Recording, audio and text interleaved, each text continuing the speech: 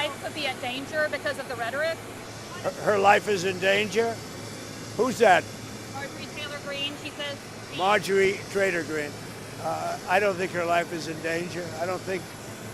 Frankly, I don't think anybody cares about her. Okay, what about you? Are you negotiating with lawmakers on health care ahead of a vote next month? We're negotiating with lawmakers, and I've had personal talks with some Democrats. I can't tell you who they are. I just don't want to do that. It's not fair to them. About paying large amounts of dollars back to the people. You know, this was my idea. It came up during that. You know, oftentimes under times of stress, like the shutdown, you come up with great ideas that you wouldn't have thought of before. The insurance companies are making a fortune. Their stock is up over 1,000% over a short period of time. They are taking in hundreds of billions of dollars, and they're not really putting it back, certainly not like they should. When I see this, and when I've seen this over the last pretty short period of time, I said, why do we just pay this money directly to the people of our country and let them buy their own health insurance? And you know, I made that statement, and I made it a little bit cavalierly, but it sounded good. And everybody has picked it up, including Democrats. And I am talking to some Democrats right now about doing that. People love it. We're going to take the money, well, if it gets approved, we're going to take the money, we're going to pay it back to the people of our country to go out and buy health insurance. Now, they can put it in a health account. We can do it a lot of different ways. But they buy their own health insurance. They can negotiate price. And it's going to be locked, so they can't go out and buy a Cadillac. They can go out and buy health insurance. Mr. President, Tucker Carlson. Is it time for Congress to move legislation that puts pressure on Russia and puts pressure on Putin? Well, I hear they're doing that, and that's okay with me. They're passing legislation, or the Republicans are putting in legislation that very tough. It's sanctioning, et cetera, on any country doing business with Russia. They may add Iran to that, as you know. I suggested it. So any country that does business with Russia will be very severely sanctioned. We may add Iran to the formula, yeah. Mr. President, Tucker Carlson recently had a friendly interview with anti-Semite Nick Fuentes. Tucker Carlson. What role do you think Tucker Carlson should play in the Republican Party and the conservative movement going forward? Well, I found him to be good. I mean, he said good things about me over the years.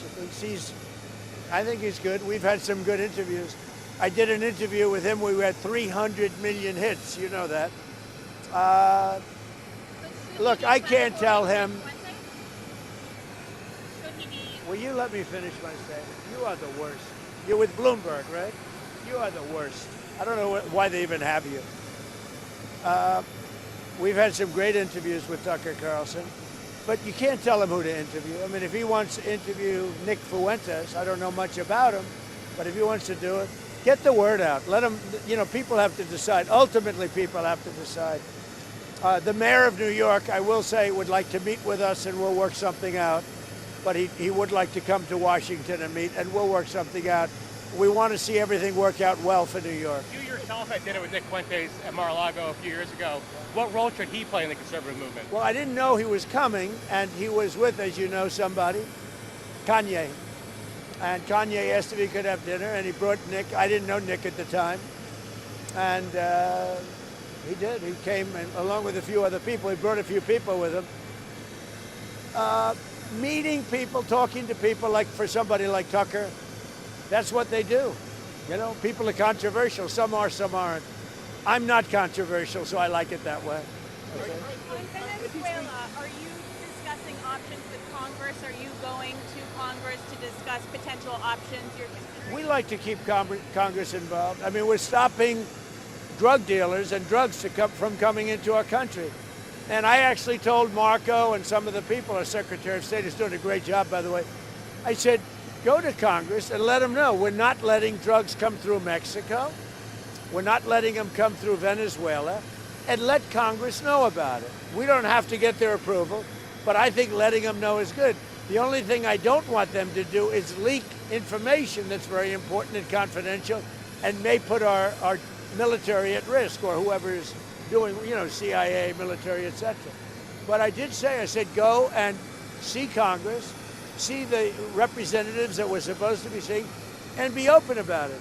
If they say, we don't want you to stop drugs from coming into the country, I don't think that would be good. Yes. Are any other countries committed to helping the U.S. with Venezuela, or is all our action still? Yeah, we have great support because it's all about drugs.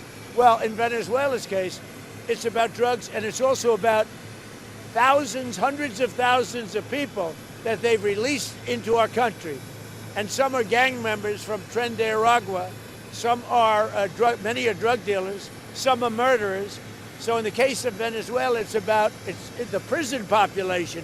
Their almost entire prison population was released into the United States. You know what that means? Their prison population was released into the United States. And we're getting it out. We're doing an amazing job. We have a strong border now. We have everything. Our country's doing so well. But what the Biden administration did to our country should never be forgotten. And the single worst thing they did is allow 20 or 25 million people to pour into our country. People from prisons, drug dealers, mental institutions, bad people, gang members, to allow that to happen to the United States, totally unchecked and unvetted, should never be forgotten. What they've done to our country is a very big thing. But we are correcting it. We have strong borders now. We have a great economy. The prices are coming down. The Democrats like to use the word affordability, but their affordability was terrible. The problem with the Democrats, they lie. They do it so well. They talk about affordability, but I'm the one that's getting the prices down. As an example, they had the highest inflation in the history of our country. I have it down now to a normal level, and it's going down further. Thank you very much, everybody. Thank you, Mr. President.